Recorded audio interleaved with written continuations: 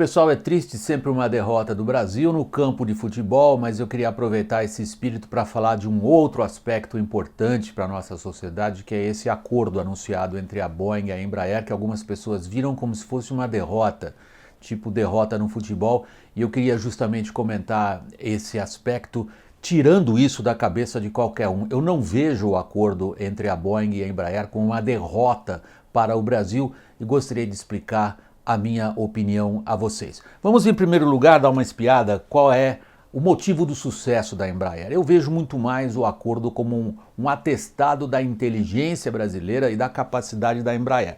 Ela tem engenharia de produto, aliás, ela faz de fato bons aviões. Tanto aviões de ataque tático, como é o caso do Tucano e do Super Tucano, como da aviação comercial de médio porte. Vocês conhecem, esses aviões voam bastante no Brasil também. Ela foi capaz de explorar um nicho de mercado e ela foi capaz de fazer algo que todas as indústrias modernas em escala mundial fazem. Ela vai buscar o melhor fornecedor onde ela for encontrá-lo, não importa o país.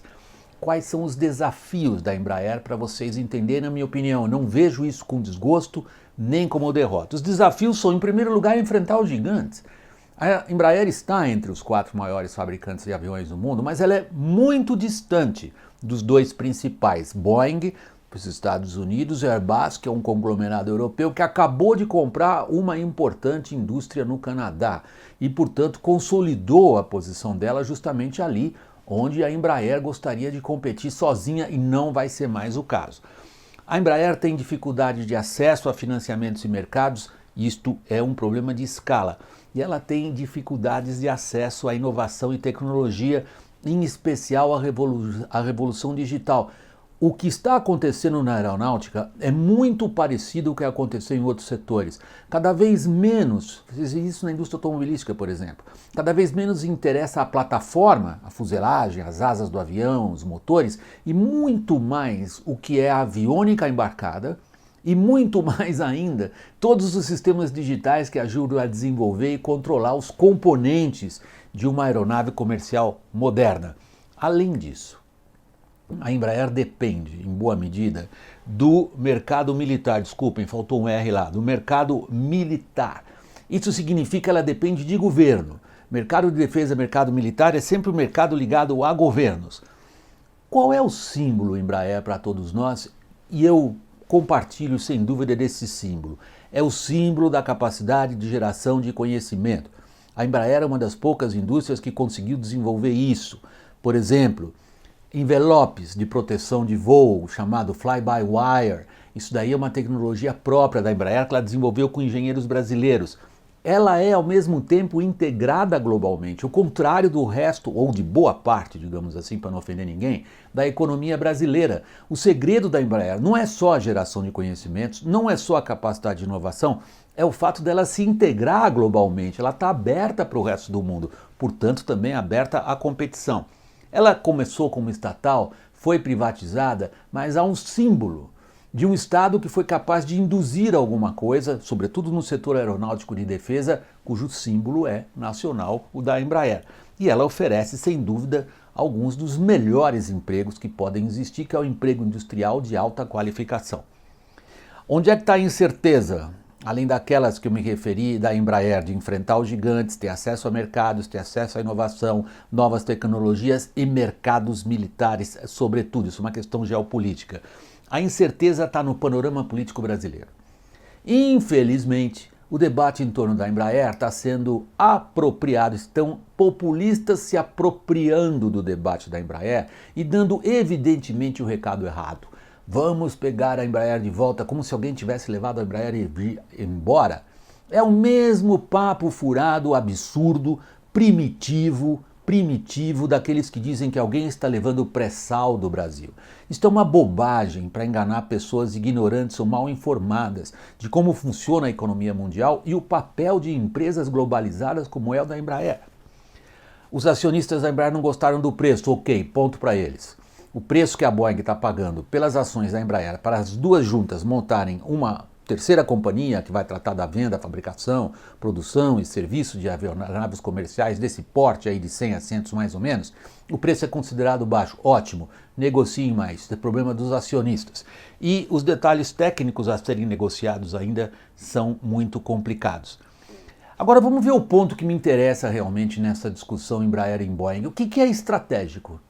O que é estratégico do ponto de vista comercial em primeiro lugar? Neste mundo de economia globalizada, estratégico é escala. Não há empresa que disputa em mercados de alta qualificação, como é o mercado aeronáutico, que não tenham escala. O problema da Embraer era simplesmente, acreditem, morrer. Ou fica maior ou morre. Para ficar maior precisa da parceria de fábricas maiores. Confiram um outro vídeo que eu trouxe aqui no canal para vocês um certo tempo atrás, falando de um evento do Ministério da Defesa sobre transferência de tecnologia. Nesse vídeo, que vocês podem conferir aqui a qualquer momento, lá está a presidente da Boeing, que foi embaixadora americana no Brasil e conhece bem nossa realidade política, e um alto executivo da Embraer, o Jackson Schneider, que trata exatamente do setor de defesa e transferência de tecnologia. Confiram o que eles dizem. O que eles sugerem ao público, o que eles sugerem a vocês, é que não há alternativa. Mesmo uma empresa grande como a Boeing precisa da expertise daquilo que a Embraer soube desenvolver num determinado nicho do mercado, senão a Boeing perde a competição. E a Embraer, se quiser sobreviver nesse mundo de gigantes, não pode ser um pequenininho. Não é uma briga Davi contra Golias. No mundo da economia, essa metáfora, essa associação, ela leva a conclusões erradas. Na verdade, a Embraer faz parte, se o acordo acabar acontecendo, de um grande conglomerado internacionalizado. A indústria de defesa é o problema sério aqui quando a gente discute, como é o título dessa transparência, o que é estratégico. A indústria de defesa é uma função de como o Brasil se coloca no jogo geopolítico. É uma função das definições de governos, da presença ou não do Brasil no grande jogo geopolítico mundial. A Embraer é ao mesmo tempo beneficiada, porém no momento ela é vítima. O Brasil é um parceiro muito pequeno no jogo geopolítico mundial. Para ter acesso a mercados, sobretudo de defesa e militares, o que a Embraer precisaria seria de um governo brasileiro que fosse forte e tivesse uma ideia clara de qual é o papel do Brasil na constelação internacional. Senão, não há mercados. E mesmo do ponto de vista da Embraer, ficar pequena como ela era em relação ao crescimento dos outros era muito mais um risco do que um benefício. Concluindo. Não vejo como uma derrota essa possibilidade de acordo entre a Boeing e a Embraer. O acordo, se vier, vai vir no próximo governo brasileiro. Ele já está contaminado por um debate político que me parece pobre e que ignora alguns dos seus aspectos mais amplos e importantes, a saber, o acordo da Boeing e da Embraer é uma boa lembrança para nós brasileiros. O que a gente quer ser no mundo?